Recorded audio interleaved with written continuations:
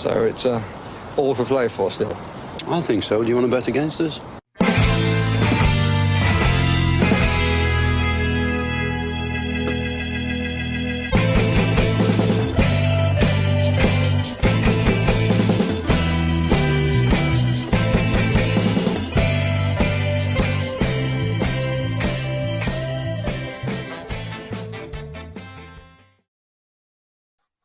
Afternoon, troops, and welcome to For the Love of Paul McGrath podcast on this Carabao Cup team sheet Tantrum versus Bolton. Usually, when Aston Villa play, I can't wait till the next Aston Villa game. But I've kind of got a feeling today that Jesus, this is coming around too quickly. Half of me has that feeling, but the other half has the feeling of, look, it's the Carabao Cup. Regardless of what happened at the weekend, we should be able to go out and beat Bolton today. And hopefully it's something that we go out, we play a half-decent team, and we go out and we kind of treat it as a tune-up for the weekend. But Paddy, what's the feeling? It's just been a rough few days. There's a lot going on, and there's still more.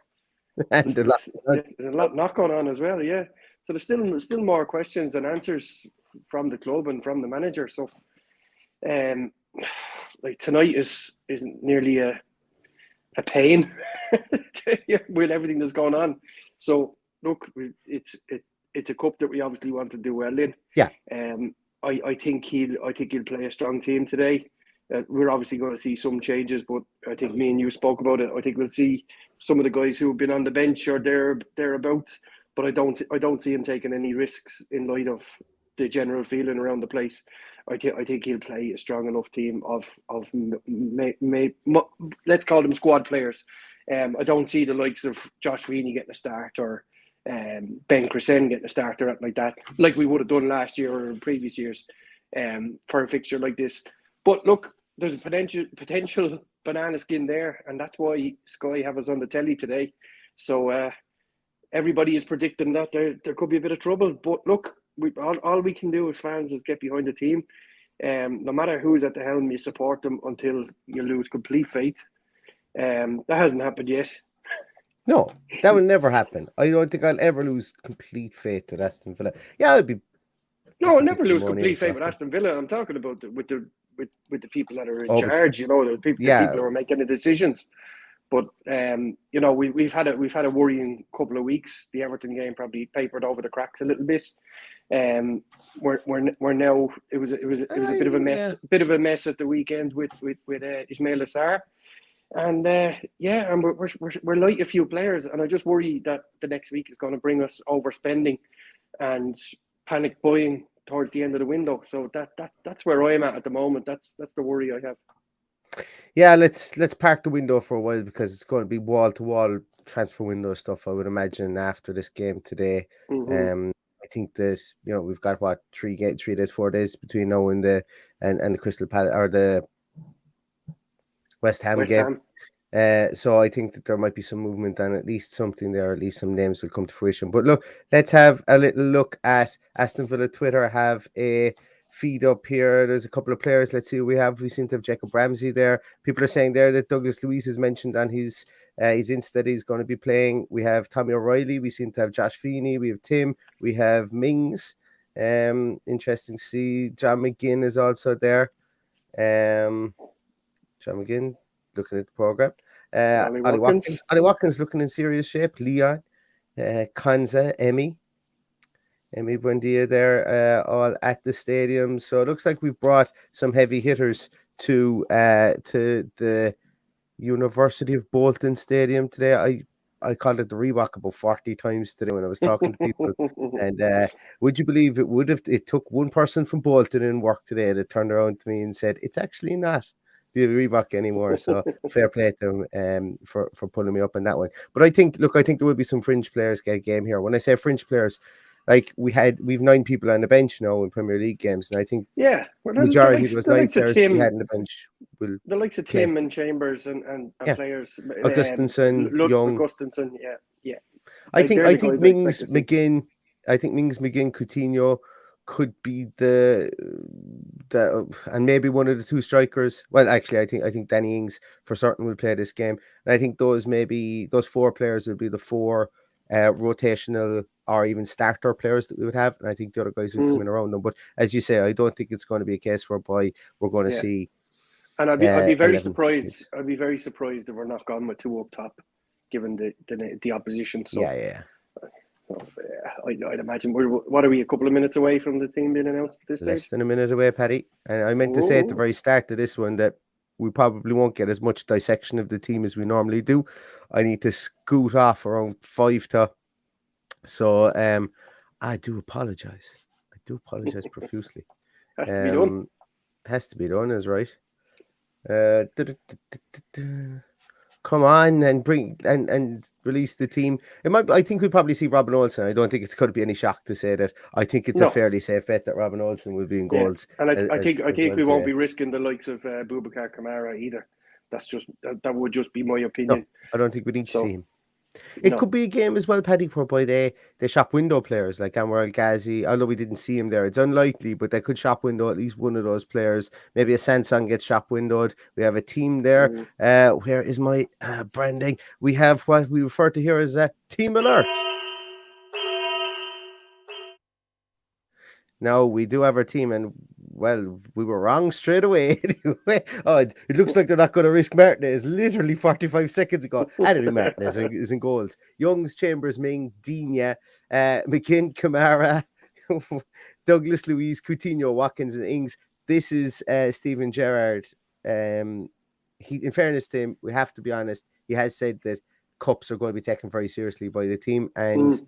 Look, he's gone out and he's given runs to players like that today. I know I haven't even looked at the comments. I have the comments open. I know people are going to be shouting saying that Archer should be getting a game and young Tim should be getting a game, but maybe testing something out here for the first half against Bolton that we can bring into the game against West Ham, or even seeing what way partnerships develop here in this game might suit us. Maybe kill the game off, 3 goals in the first half. Bring on. I don't know even if you can make 5 subs. I think you can, considering it's the League Cup. I think they run the same rules as the league, so potentially that is the thought process here. But I think the biggest thing that we should be looking at here is Chambers and Mings. And that's what I really want to see today. Yep. Look, it's not much of a tantrum. He's obviously gone for this, and what we also, the other side of the coin that we didn't say before it was announced, is that he could probably try something ahead of the weekend that he wants to work on, and he wants to get it right. So, look, it is what it is. I can't read the bench there, so if you wouldn't mind. The bench is actually interesting, Paddy. The bench is really interesting. No Nakamba, no Augustinsson. Thought this would be a perfect day to play Augustinsson. That's a bit of a strange one. There's a question there to be asked. Olsen, Cash, Konza, Feeney, Irobinum, Ramsey, Buendia, Bailey, and Archer. So a strong bench. And I think Irogbenum probably would have been in the I think he got minutes against a very, very good Leeds under 21 side last Friday, and that's why they gave him minutes there, and then they brought Nakamba into the bench the weekend. I think young Tim is definitely going to get minutes today, and I think he's going to show his work again. Yeah, well, there's a couple there that I'd like to see get a run. Archer being the other one. That hasn't really. He got a couple of minutes against Everton, didn't even nothing much to make an impression. But look, it is what it is. It's not a big surprise. There obviously is a couple of surprises in there that if we were playing West Ham, that we'd be talking about Young and Chambers mainly, and maybe even Douglas Luiz. So JJ's obviously been rested, as is Matty Cash, as is Courtney House. So good opportunity for Chambers, I think, just to get that, hopefully, 90 minutes under his belt and see what he can do. Yeah. Look, it's no surprise that Morgan Sanson isn't there. Morgan Sanson has nothing to do with this team anymore. I'm of the opinion that, look, Morgan Sanson has been petulant one too many times for me, and that's saying something. We can forget all about that. We can say that people have been bombed out into a bomb squad or whatever. Morgan Sanson came with all the will in the world. I was really excited about him. He's shown too many on-field, off-field petulant pieces for me. I think that, to be honest with you, I'm in full agreement. It's one of the few things going on at the moment. I'm in full agreement with Steven Gerrard, that Morgan Sanson, if he doesn't want to be here and if he's going to be a negative influence and if it's going to be all about him and he's going to be courting his old team in Marseille, I can't feel sorry for a footballer that does that, I'm afraid, unfortunately. So me pinning my colours to the mast at that, Morgan Sanson obviously isn't part of this team anymore. And I won't be doing any more talking about him, to be honest with you, because look, he didn't live up to any promise that he was brought in with. He had all the promise in the world, and he got petulant early, and he got petulant often. And look, we need to move on from players like that. He isn't the savior, and this just goes to show again that another manager is now overlooking him once more. And look, sometimes it comes down to the player at that stage. And I don't usually like going in 2-footed on players, but I've seen enough. And for me, give the games or give the time, the 20 minutes you might give to Irogbinum. Start to Douglas Luiz, who is a bit more committed to the team, and I can't blame Gerrard for that. I can't. And as I say, that might be an unpopular position, but I can't blame him for that, unfortunately, for that one specifically. To a certain extent, I agree with you. We must say that we don't know what's going on behind the scenes. We've seen a bit of petulance. But, you know, I've seen a lot of it. We see a lot of petulance amongst Gaelic players anyway, so it's nothing to be unexpected. But look, I just think he's going to be one that gets away on us, and I think he's going to go back to play Champions League football. That's fine, but it is unfortunate. It is unfortunate because we got him at a really good price. We were all very happy when we got him. He had a run of bad, he had injuries and a couple of problems, and never got a run of the team. And the day he did shine against Chelsea, he got injured half time and had to come off. So what can you do? Lads, and that's fine. He could be a very, very good footballer on the field. But if he's if the second you take him out of the team, or if he's going to be petulant like that, like going to Instagram for me is a big no-no. I've said this before, and I'm not going to change my tune on it. Going to Instagram and airing your dirty laundry in public is a no-no. Just like I've criticised Steven Gerrard for airing his dirty laundry in public about players in interviews. I'm going to call it balls and strikes right down the middle with regards to this. If a player does it, and I think that Sanson, when he came off the field, his highlight reel for Aston Villa at the moment is one good half against Chelsea in the cup, and coming off the field then in another game and booting a bottle up into the sky, which fell and hit a fan, and then punching more bottles off the wall, and Ashley Young having to have a word with him in the dugout. So all the talent in the world, but I'm gone to the stage now whereby I want people who can help us now. I'm not here for people who are going to do that anymore. And if Gerrard wants to bomb him out, if this was Steven Gerrard that wanted to bomb him out, if somebody wanted to bomb any player that was doing that, I don't care who it is, any player that was petulant like that, I think that it's okay to get rid of him. And, you know, so we don't have to just think that everything Steven Gerrard does is wrong and everything he does is right. I'm not going to do that. I'm not going to sit here and I'm not going to be that person. I don't care who the manager is. If the manager was bloody, I don't know, Beckin Alf from Home and Away, if anybody watches that show still, and he was doing it, I still couldn't care less. I would probably say that, listen, you can't, there comes a time whereby you go to Instagram one too many times and the manager's going to say, good luck and thanks. Yeah. Look, let's park that. We're over the next week or so, me or you are going to have many conversations about transfers and people going and people coming. So we'll park that one, and we'll park El Ghazi and Freddie Gilbert, who are obviously seem to be on their way out as well. So we'll focus on what we have tonight, and we have to try and just bring some kind of positivity back to the team. And he's put out a strong team there that can do it. I know that people will say the same thing that I said about Everton, that it slightly papers over the cracks. But a win is a win, and the most important thing to do is to get through tonight, win the game with a good performance and no injuries. Yeah, I think so too. I think we will. I think Steven Gerrard is like that. Is using this as almost a kind of a reset fixture. Kind of like and I don't want to presume anything, but look, you're playing against a team 2 divisions below you, and you're playing a very, very strong team here. And have a strong bench, and I think that the thought process behind this is that we obviously win this game, but we win it and we try and form partnerships. As I said, we try and get some fluidity within the forward line, within the midfield, and so on, and try things and use it as a tune-up for the weekend. Albeit having to get the win is very, very important, and nothing is ever given You know, Bolton would be looking at us going, Villa, there's a bit of turmoil in that camp. And there absolutely is turmoil in the camp, 100%. Like, well, when I say turmoil in the camp, I mean, like, you know, we're hearing that things aren't being, you know, the Ismail Sarr isn't getting over the line. Obviously, the Mings thing that Stephen Gerrard brought that circus that was brought on with regards to things, with regards to comments that were made. We're just kind of commenting on what we see. You know, and I think Bolton see what we see as well. And that's the biggest problem I think a lot of us have, is that we're seeing some silly things in broad daylight that are happening in front of everybody. And then there's other things whereby there's questions that we need to answer that we're not getting answers to. And then you can only put two and two together that it is a bit you know, maybe things aren't particularly right. But that's not to say that they can't be put right. And it starts with this game. And I am expecting a comfortable win today, and looking for the team to gel, I think, more so, and specifically the two centre halves. Yeah, absolutely, because I think they're the two strongest centre halves we have available. So I really hope for a good performance from Chambers tonight, because if he's gonna start the weekend, he needs these minutes under his belt. So I hope he gets the 90 minutes. I'd like to see Ings get the full 90 minutes. I'd like to see him get a couple of goals. I'd like to see Watkins get a couple of goals. I think there's goals in this. I think we'll score plenty. I'm going for 4-0.